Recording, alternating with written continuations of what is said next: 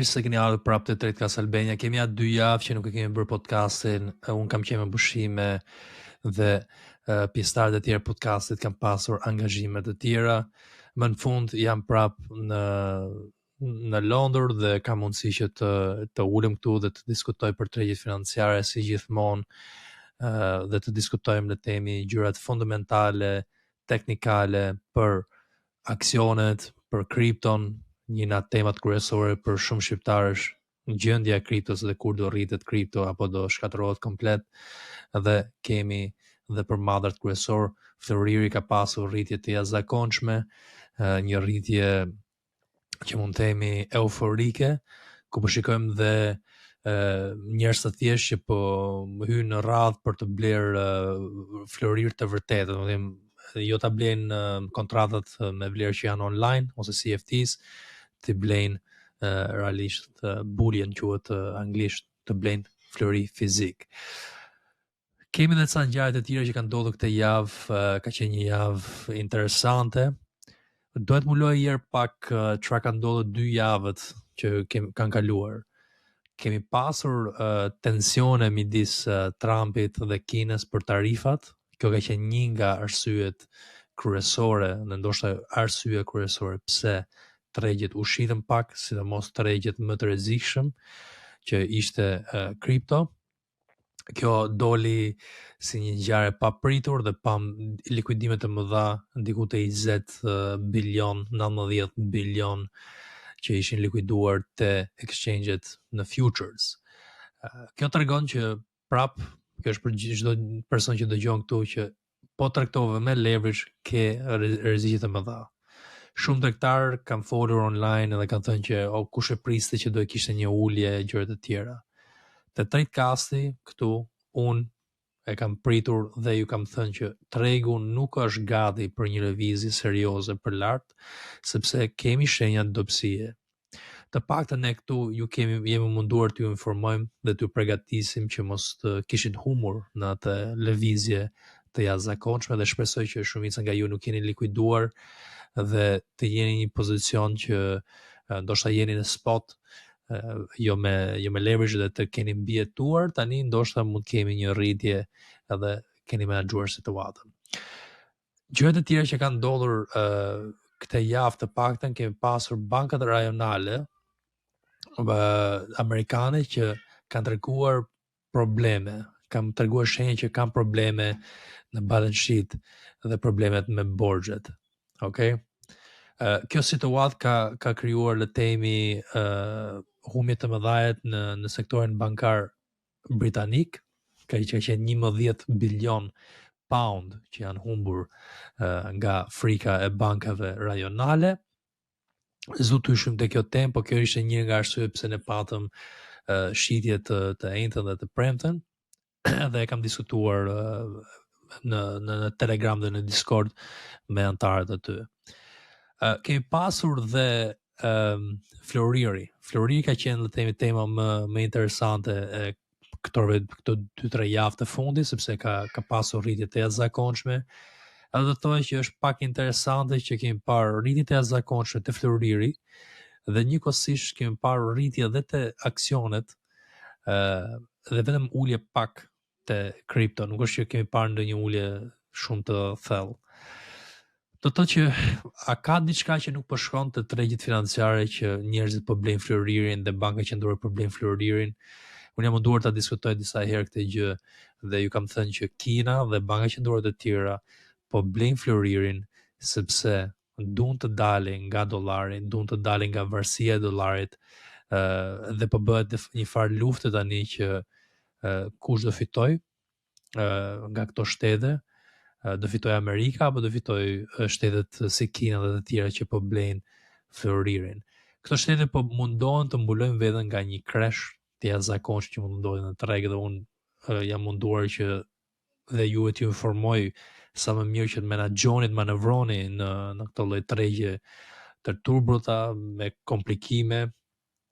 Banka Qendrore po blejnë Florin për këtë arsye, po diversifikojnë, po mundohen të dalin nga dollari, varësia e dollarit, sepse Trumpi ka thënë shumë hapur me me intervistat të ndryshme që ka folur, që mund të bëj shteti amerikan diçka që të blej Bitcoin dhe pastaj të paguaj borxhin me Bitcoin. Kjo për mendimin tim ka qenë arsye kryesore pse mikrostrategjia dhe kompanitë të tjera tani pa akumulojnë në mënyrë masive Bitcoinin. Sepse si çdo kompani kur ndërtohet ka një exit, një plan exiti. Kur një aset blihet, nuk da marrësh përgjithmonë dhe ta marrësh vetëm në balance sheet. Balance sheet është statement financiar që tregon që ti ke, le të themi, X asete. Unë kur blej prona, për shembull, do blej një pronë.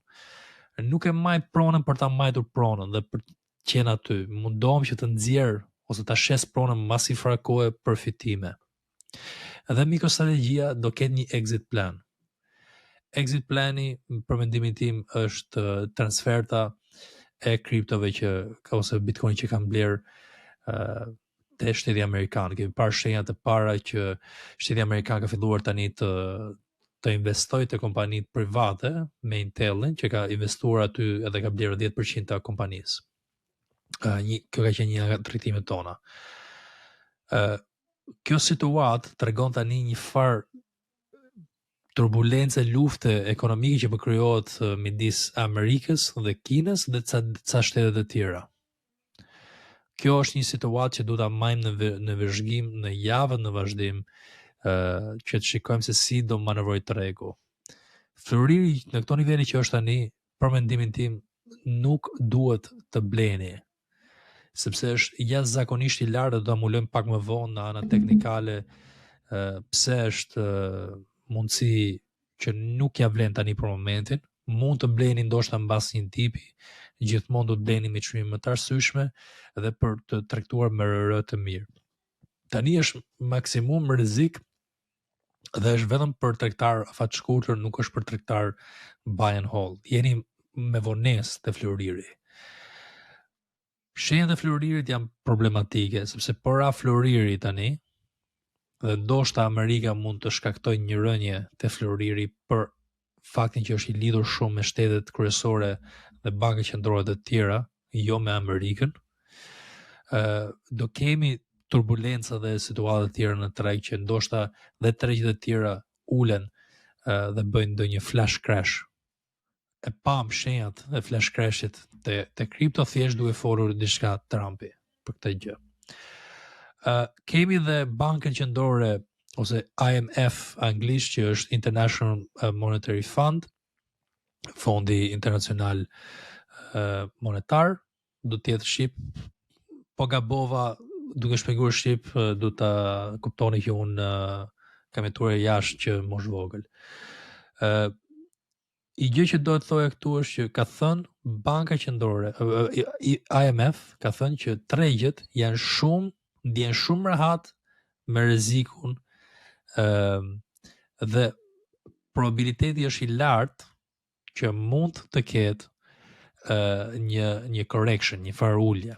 Edhe mund t'i jap artikull këtu se unë i kam lexuar dhe do t'i ndaj me ju. Global market correction, dhe arsyeja kryesore është rreziku. Tregjet ndjehen shumë të sigurt për të marrë rrezik. Okay? Kjo është një nga artikulli që kam lexuar, por kam lexuar dhe raportin e IMF-s për këtë arsye. Kjo është një shenjë tjetër për Floririn, do ta dërgoj tani do ta nxjerr tani për Floririn, për gjërat e tjera që kanë ndodhur, pastaj do të diskutojmë më në detaje më vonë. Te analiza teknikale, bankat angleze, dhe është një diçka që është shumë negative për ekonominë britanike. Vazhdon ekonomia Britanisë që të tregoj probleme dhe mangësira, le të themi, në aspektin global. Shumë problem dhe duhet të ndryshojë diçka. Ne ku kemi këtu nearly 11 bilion wiped out, thot. Kemi edhe të tjerat Që të kuptoni që çdo gjë që unë po mundom t'ju them është informacion real dhe unë e kam lexuar dhe jam munduar të krijoj le të themi një analizë detajuar për ju këtu si dëgjues. Të tjera që ndoshta ja vlen që t'i mbulojmë është disa ngjarje të rëndësishme që po krijohen me Ukrainën dhe Rusin, me Amerikën dhe Rusin. Amerika po bën tani diskutime me Rusin për paqe në Ukrainë dhe mendoj që synimi është që të marrin rezervat e mineralëve në Ukrainë për të ndihmuar sektorin e AI-s, okay? Kjo ka qenë një gjë që mendimi im ka qenë gjithmonë synimi dhe besoj që do bëhet shumë shpejt kjo le të themi si marrëveshje. Sepse kur shikoj unë që Trumpi takon Zelenski rrin si një fëmijë, le të themi, mbrapa Trumpit dhe nuk di se çfarë thot. Ka ngelur një pozicion shumë të vështirë dhe është i detyruar që ndoshta të firmosin marrëveshjen dhe të bëhet kjo le të themi paqe që mund të krijohet duke coptuar ose duke dhënë ca pjesë të Ukrainës, ndoshta Rusisë dhe pjesë të tjera hyrja e Amerikës aty për rezervat e mineralëve. Kjo gjë nuk besoj që do ndikojë shumë te tregu. Tregu nuk ka pasur ndonjë ndikim, ndoshta te tregjet minerale dhe këto të tjera, por nuk ka pasur ndonjë ndikim të madh me lajmet e Ukrainës apo Rusisë apo luftëve të tjera. Izraeli që pati atë le të themi situatën me Iranin është pak më e komplikuar sepse mund të ulen naftat dhe mund të bëhet një luftë botërore, është pak më e komplikuar situata atje, por në përgjithësi nuk ka pasur impakt shumë. Rusia tani është futur menet e çmimit, mund ta quajmë impakti i Ukrainë-Rusi. Gjërat e tjera që mund t'i mulojmë, do t'i mulojmë gjatë analizës teknikale. E di që shumë nga dëgjuesit ton dhe shikuesit na trajtojnë kripton edhe kështu që do mulojmë kripton që për t'ju ndihmuar, okay? Flasim mirë për Bitcoinin. Si gjithmonë, Bitcoini është kryesor. Patëm dipin kryesor këtu, flash crashin pak a shumë, që ndodhi të premten e kaluar, Trumpi që doli dhe foli për Kinën, për tarifat të tjera që do t'i shtonte Kinës.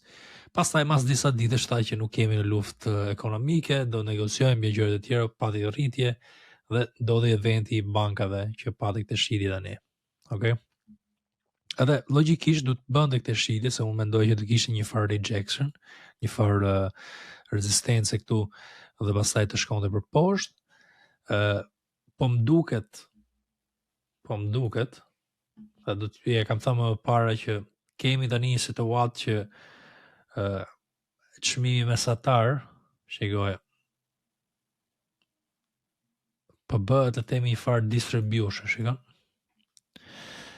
Dhe është pak problem për tregtarë që duan të themi të tregtojnë trendin si puna ime dhe unë prandaj kam ndetur larg tregtimeve, kam 3 javë tani që nuk kam tregtuar kripton fare dhe po rri larg tregtimeve në kripto për këtë arsye. Mendimi im është që kemi bërë tani një ritestim të kësaj zone. I që ishte kryesore dhe mendoj që për mendimin tim është shumë vështirë që po shkojmë në 100 tregu, atëherë shkatërrohet komplet, do ta shpjegoj pak më vonë pse kjo është një zonë supporti. Kemi tani zonën e mezit te kanali që po na jep pak support dhe do të shikojmë a do bëj këtë thyrje strukture këtu te 110 diku te kjo zona apo do bëj rezistencë duke u rritur dhe pastaj shkojmë prap dhe bën diçka të tillë që na sjell te nëntori që un kam përcaktuar si një moment kryesor. Mendimi im është që mund të bëj të themi këtë lëvizjen për lart, rezistencë prap, edhe të bëj le të themi ndonjë konsolidim diku te kjo zona këtu, okay? E bin 100, ndoshta 170 deri te 100. Mund t'ikim dhe pak më poshtë ndoshta në 100, se do ta shpjegoj më vonë formimin që kemi te mujori. Po kjo zonë është pak a shumë zonë supporti dhe për rap pak më thellë është normale dhe pastaj bën ndonjë rritje, okay? Mendimi im këtu është kjo. Te javori çfarë po ndodh? Shenja shumë negative, kemi thyrje këtu strukture, por zakonisht RSI-ja te kjo zona 40 ca bën support, i bin që mund të bëjnë ndoshta një ulje pak më të thellë dhe pastaj shikon atë që y dash si skenar, po më duket më shumë ajo si anim, duke kapur, duke përfshi këtu analizën javore dhe ku mund të shkoj RSI-ja te javori. Po heqim këto vizatime që mos ngarkohet shumë charti. Te mujori keni shenja të para që keni pasur bearish divergence që më kam diskutuar disa herë, jam munduar edhe te kanali im personal anglisht që t'ju jap le të themi analiza aty çdo ditë për gjendjen e tregjeve dhe kam diskutuar shpesh këtë bearish divergence të mujori që është shenjë negative. Kemi edhe bearish divergence tjetër këtu. Kemi një bearish divergence dhe një të dytë. I bin që higher high, lower high këtu dhe kjo është një shenjë shumë negative. Te kanali im anglisht dje, prandaj ju ftoj që të më ndiqni atje, po që dini anglisht dhe dini të kuptoni se çfarë them unë aty. Gjë që kam diskutuar është kjo viza këtu.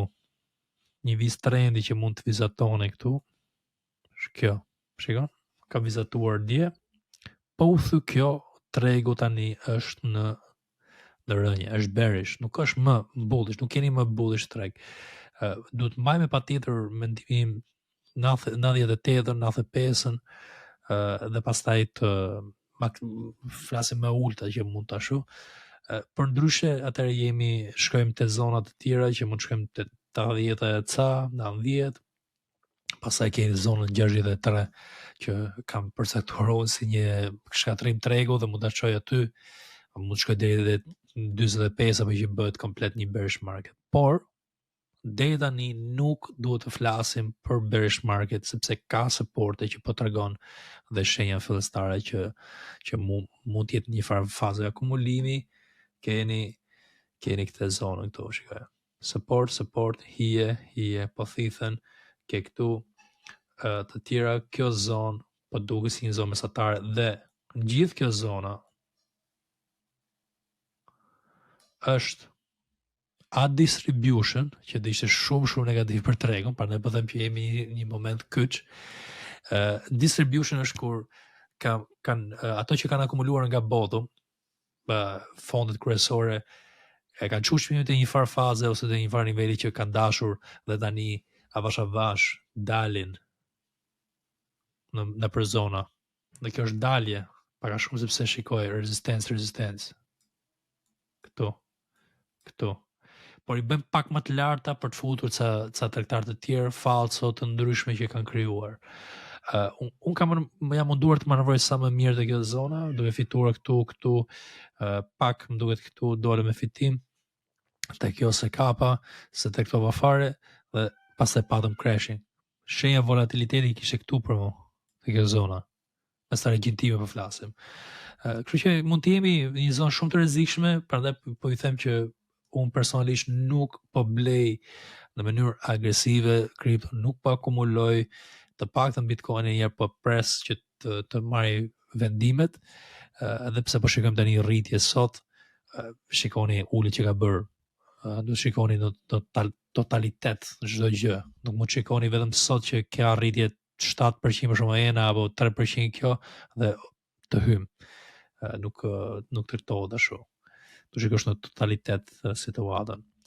Kjo është situata e Bitcoinit, shpresoj që ju kem informuar mjaftueshëm këtu për situatën, të paktën të mulojmë gjërat kryesore. Ju thash pak më parë që kam kanalin tim personal anglisht, aty do merr analiza çdo ditë, edhe çdo javë. Mund të jenë analiza të ndryshme, do mundohem të bëj dhe analiza të tjera fundamentale dhe ca emisione të tjera personalisht për të themi informuar tregjet globale.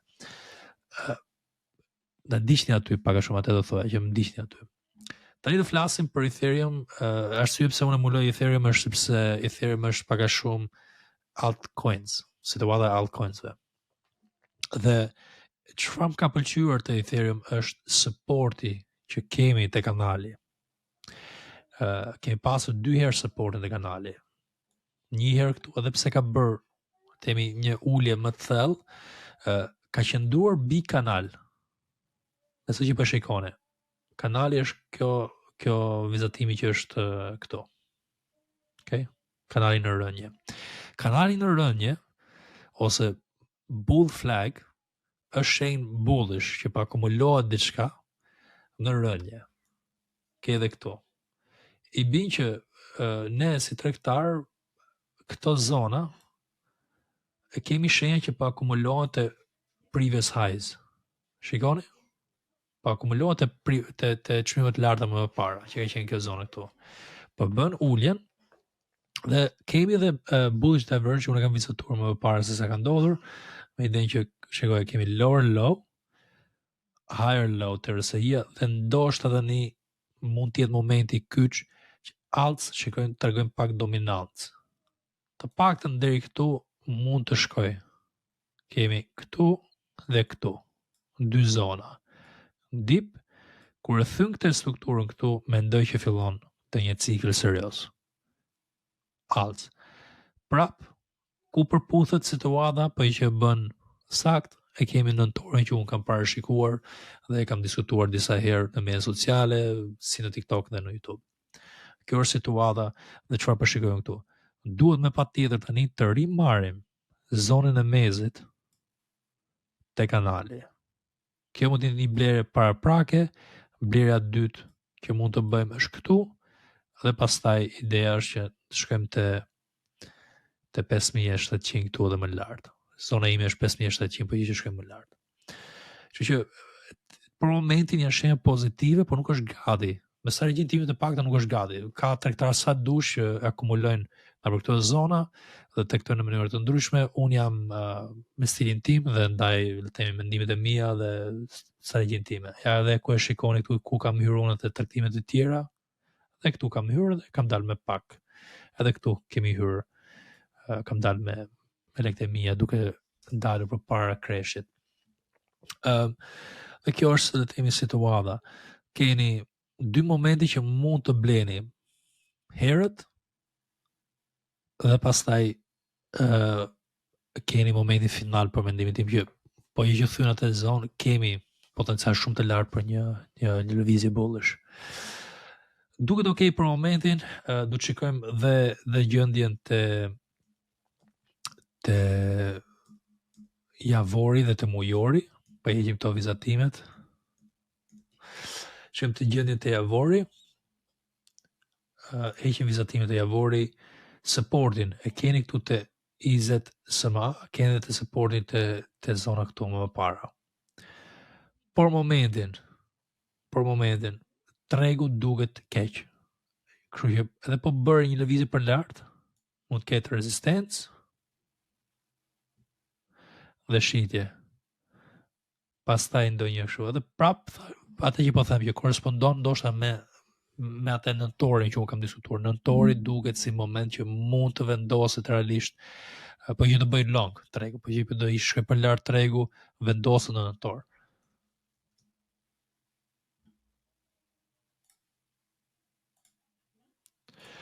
Te mujori, edhe pse unë kam thënë që mund të ndodhi diçka si po që ndodh alt season, do ndodhi kështu, ka qenë gushi në rritje, ja ku e keni pasur, shatori në ulje, ja ku e keni pasur, këtu ka qenë në konsolidim tetori, po na që nuk është ulur mjaftueshëm në shtator, ul në tetor. Tetori zakonisht është muy volatile, me volatilitet, me paqëndrueshmëri. Keni këtë zonë tani, po mbajti këtu, keni akumulime dhe lëvizjen për lart. Po kjo lëvizje mund të jetë diçka si 2021.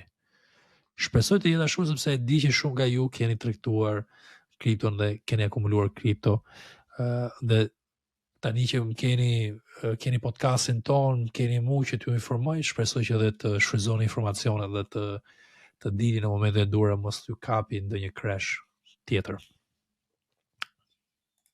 Po kjo është pak a shumë skenari që unë kam parë dhe kam darë në media sociale dhe ja ku e keni dhe vizatimi që unë kam bërë këtu për të shpjeguar situatën. Shikon, July breakout, ka bërë July breakout, shtator pullback, november fillon bull run. Okay? Kjo dhe ishte perfekte dhe marron në maj, faza parë, bëndë një fazë tjetër kemi në torë vitin tjetër. Që mund të kemi një periudhë 12 mujore në rritje.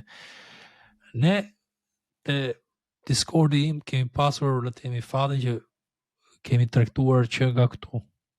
Kemi filluar të blejmë Ethereum dhe të shfrytëzojmë valën e Ethereum që na 1600.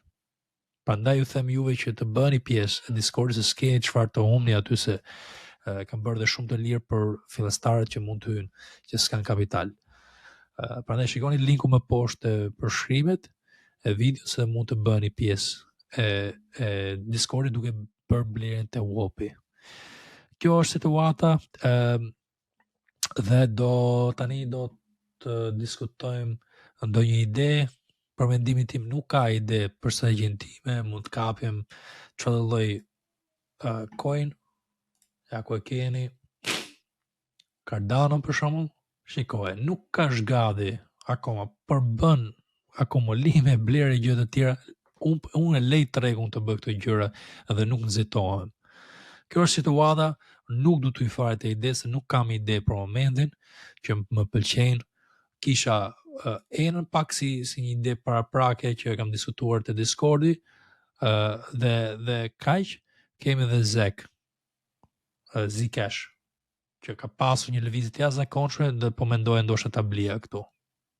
Kjo është. Okay? Kjo është lëvizje që unë shikoj.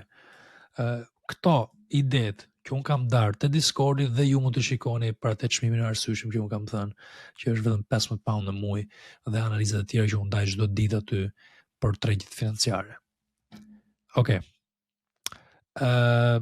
Tani do hym te tregu I aksioneve. Vazhdoni ta dëgjoni podcastin, sepse në tregjet e aksioneve do shikoni shenjat e tjera që do t'ju ndihmojmë në vendim maj për të ditur gjendjen e tregut. Vazhdoni të dëgjoni, se shikoj që shumë nga shikuesët dalin te minutat e parë ose lëvizin shpejt dhe nuk I dëgjojnë çdo gjë që unë them.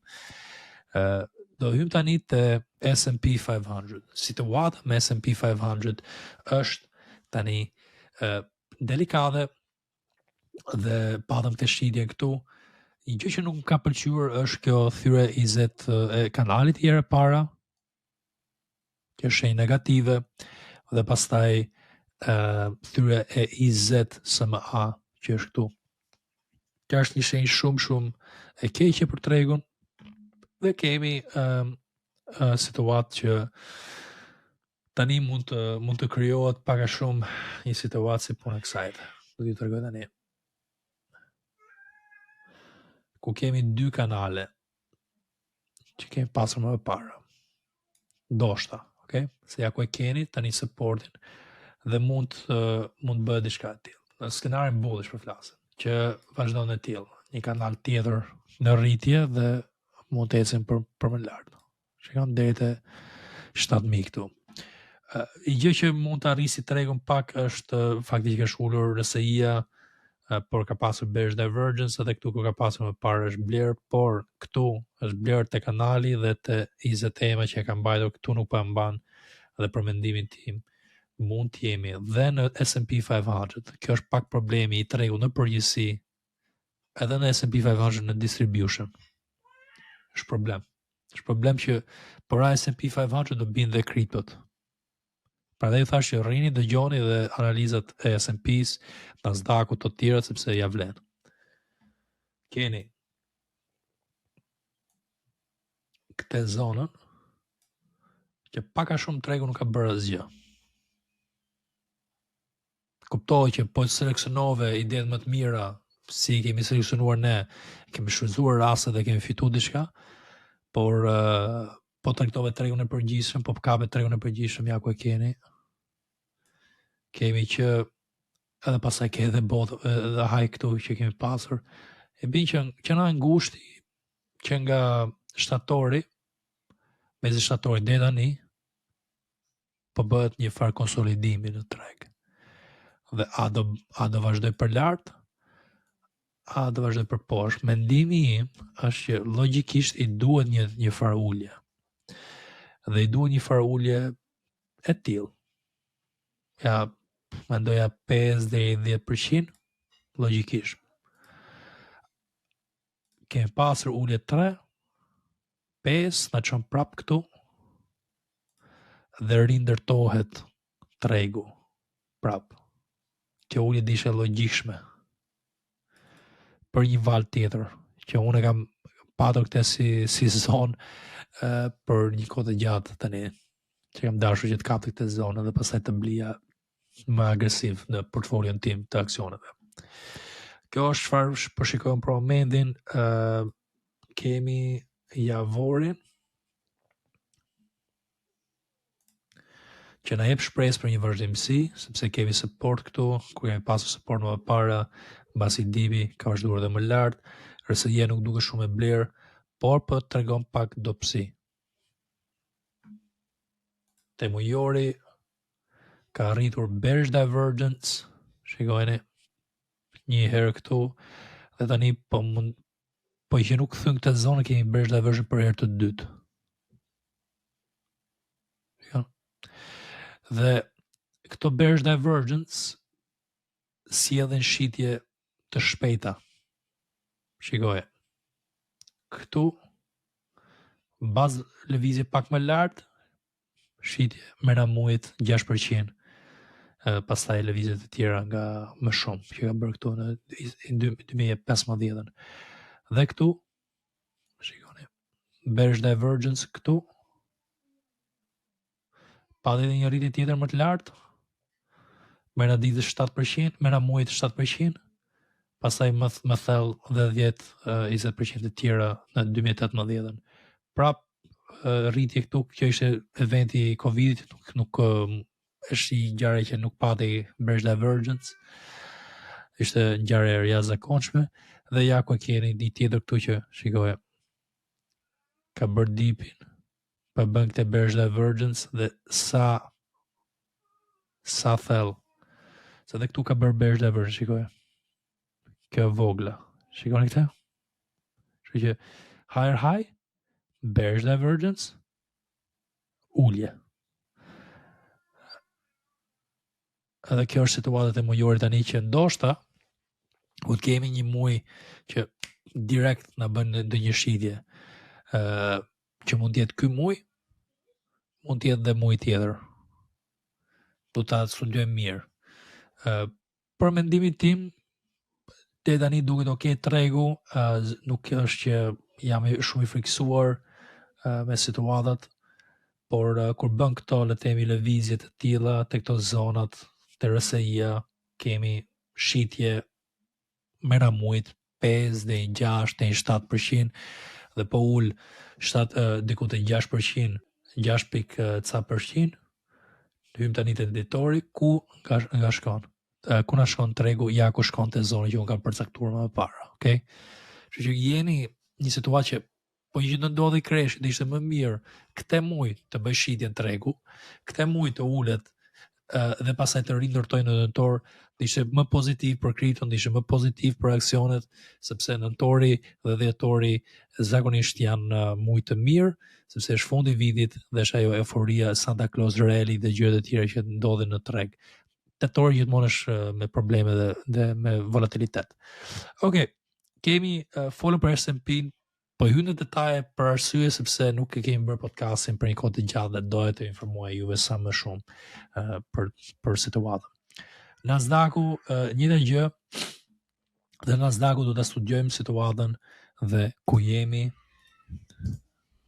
Do të shikojmë mirë RSI-t, shikojmë tani higher high që ka bërë dhe higher high të RSI-ja, por RSI-ja çfarë na tregon? Po që Nasdaqu po vazhdon në këtë nivel me higher high, do të thotë që ne tani ndoshta nuk e bëjmë shpejt. Nuk e bëjmë lëvizjen. Kështu që skenari mund të ndryshoj pak, Nasdaqu varet. Unë shikoj më shumë S&P që të kuptoni. Nasdaqu është 100 kompani më të mëdha dhe ato kanë performuar më mirë. Edhe po pati crash, mendoj që kompani më të mëdha si Nvidia dhe të tjerat do kenë support. Dje unë kam bler më shumë te këto kompanit. Për këtë arsye. Kjo është çfarë po shikojmë. Prapë dhe këtu ku kemi bearish divergence ka ulje dhe bearish divergence kemi pasur ja ku e keni fap ulje. Tani kemi overextension, një new high dhe këtu mund të ndërtohet struktura tjetër finale, po ndërtu kjo strukturë të RSI-a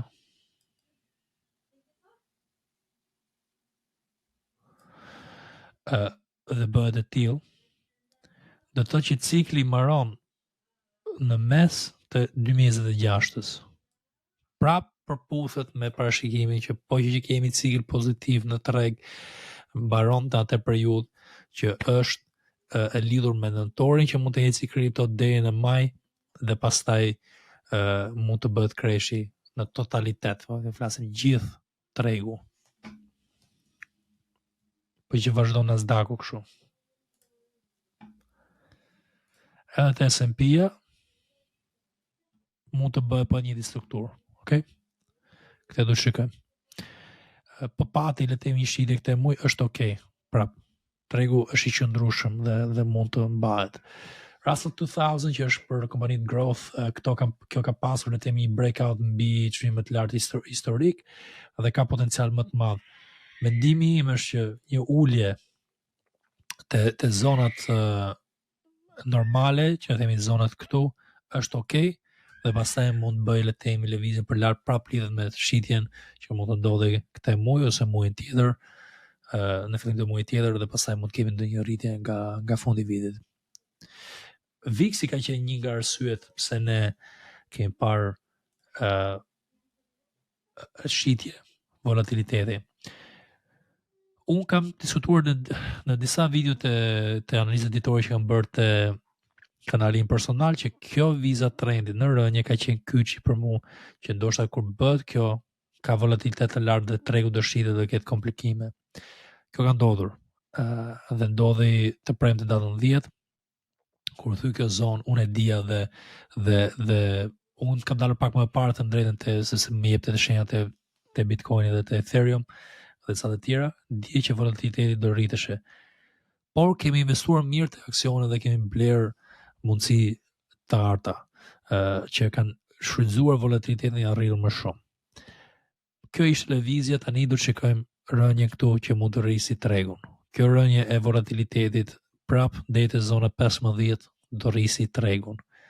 Po që kjo vazhdon më lart dhe shkojmë te 60 me volatilitet me ngjarje të tjera që mund të ndodhin, atëre tregu bën creshin, që është ajo lëvizja 7% që kam thënë të S&P-ja, 6-7%, dhe lëvizja të Bitcoini final dhe Ethereum final, të ato zonat që unë kam përcaktuar të 3.000 3.300 të Ethereum dhe 800 që 98, 95, ta e zona aty për Bitcoinin.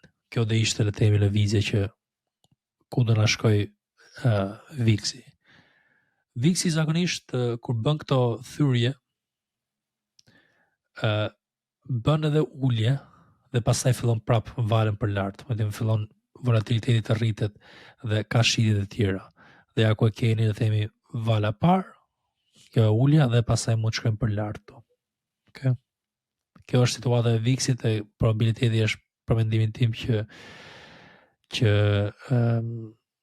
mund të ketë një farë shitje pak më të madhe, me sa përshikoj unë pak më të thellë, jo diçka ekstreme fare që mund të shkatërroj tregun, por diçka që mund të uli tregun ta bëjë më të pëlqyeshëm për investitorët afatgjatë që po bëjnë distribution të këto zona. Okej, mu lum këto, s'po muloj të tjerat aksionet personale që unë kam bler janë këtu, kam shitur gjithë portfolion dje dhe jam pozicionuar vetëm të këto më të mirat që janë Intel, Nvidia, Tesla, large caps, ju thash. Dhe po mundohem tani të ripozicionohem të ca të tjera.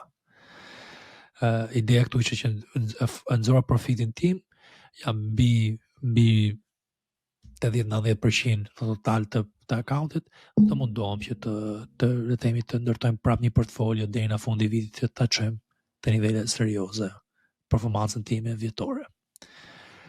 Kjo është situata e këtyrve. Tani do të muloja situatën e madhëve kryesore, Floririn këtu, Silver, ca të tjerë, dhe ta mbyllim podcastin, sepse zakonisht duhet ta mbaj diku te zona 30 deri te 40 minuta, por na që kemi 2 javë që nuk kemi ndar informacionet, do ta mulojnë në detaje. Okej. Situata e dollarit është me rëndësi. Dollari, unë kam thënë që do shkonte te 100, që prap ka shkuar aty dhe po e bën në televizje. Për mendimin tim, dollari po fuqizohet dhe mund të shkojë deri te 101. Kjo zonë 101 më pëlqen. Dhe është logjike që dollari duhet të fuqizohet sepse ka pasur një rënje shumë të thellë. E di që shumë njerëz thonë që dollari do rënohet komplet, por nuk ka shanse të bëhet në atë mënyrë. Duhet të bëhet diçka graduale. Kemi dollarin që mund shkojë te 101 këtu, te Dixi.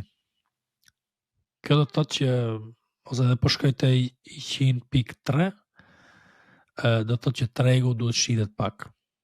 Logjika ime është kjo. Por do të thyk te zona, po e vë një alert këtu. Që të sigurohemi që do bëhet ajo lëvizje. Kemi Floririn tani, që e kam diskutuar dhe te kanali im personal, dhe kam thënë ca gjëra. Dje unë hapa një pozicion short këtu kundër tregut, sepse ja ku e keni çfarë ka bërë tregu dhe i duhet një lëvizje të paktën. Unë mendoj që po thyu këtë, atëherë shkojmë deri te kjo zona këtu prap, te kjo zona 4000. I duhet një lëvizje serioze, një far dipi dhe një far konsolidimi tani goldit. Ky është mendimi im. Diçka si puna kësaj këtu. Në shkurt mars. E diskutua pak në fillim të podcastit që është pak e çuditshme që tregu i goldi po rritet kaq shumë dhe tregu i aksioneve dhe kriptot po qëndron i qëndrueshëm. Këtu po është i qëndrueshëm dhe stabil dhe ka dhe rritje në tregjet e aksioneve. Është pak e çuditshme kjo gjë, sepse do të thotë që ndoshta ka diçka që nuk po shkon në ekonominë globale, që po rritet Floriri kaq shumë dhe në këtë mënyrë. Kjo situata, dhe mendoj që duhet të ulet pak Floriri këtu, dhe të rritet ndoshta dollari, ose po që vazhdon le të themi të konsolidohet e kjo zona, mund të ulen asetet e tjera dhe pastaj të ulet më thellë dhe të rriten asetet e tjera, që i bin aksionet dhe kripto. Kështu që të shikojmë këtë, se ndoshta është ulje Floririt dhe rritje e kriptos dhe asetet pak më rrezik. Dhe Silver ka bërë të njëjtën gjë, mundësia artu për të tregtuar këtë lëvizje, që ne e kemi tregtuar, unë edhe Kleo kemi tregtuar këtë lëvizje. Tjetër që mund të diskutojmë janë nafta dhe gazi natyrale, dhe pastaj mbyllim me kaq. Nafta duhet të gjejë një farë supporti. Unë po më duket sikur do shkoj prapë përsëri te këtë zonë që ka shkuar më përpara se blihet dhe pastaj rritjet. Këtu ja ku e kemi te kjo zona teknikale supporti. Nuk shikoj ndonjë mundësi këtu te tregu ose sektori për momentin. Më duket si një sektor që nuk duhet të tregtoj. Gazi natyral po bën një farë, le të themi, rritje graduale me dipe, dhe si gjithmonë, sepse kështu lëvizin këto mallër kryesor, edhe mendoj se sezonaliteti mund ta çojë për më lart. Dhe ishte e çuditshme që kjo të uleshe, po varet nga ngjarjet të ndryshme që ndodhen, politike dhe ekonomike. Mendimi im është që kjo do vazhdoj për lart. Tjetër nuk është që kam ndonjë ide tjetër këtu për të diskutuar me ju. Kjo ishte analiza ime për këtë javë. Shpresoj që të ketë informuar dhe të ketë ndihmuar. Keni disa mënyra se si mund të jeni në kontakt me ne gjatë javës. Keni Telegrami që është falas, kemi 1300 ca antar aty, kemi Discordin që është me pagesë minimale, diçka është 15 pound në muaj, mund të hyni aty si novice trader, fillestar dhe të mësoni, edhe shikoni analizat e mia më të detajume, më shumë se sa Telegrami. Te Telegrami keni antar që komunikojnë me njëri tjetrin dhe ndihmojnë njëri tjetrin falas. Është një komunitet i mirë, por po që doni mendimet e mia dhe të grupit në përgjithësi që janë pak më serioz, hyni te Discordi dhe pagoni atë gjë. Pastaj keni dhe mënyrat e tjera që mund të bëni ndonjë trajnim dhe të mësoni se si të tregtoni në një mënyrë profesionale me swing trading, që është tregtim afatmesëm, jo day trading, jo skalpime dhe tregtime afatshkurtër. Tregtojmë vetëm valët kryesore dhe i shfrytëzojmë të maksimum. Kaq ishte për sot. Faleminderit që keni qëndruar deri këtu dhe shihemi javës tjetër.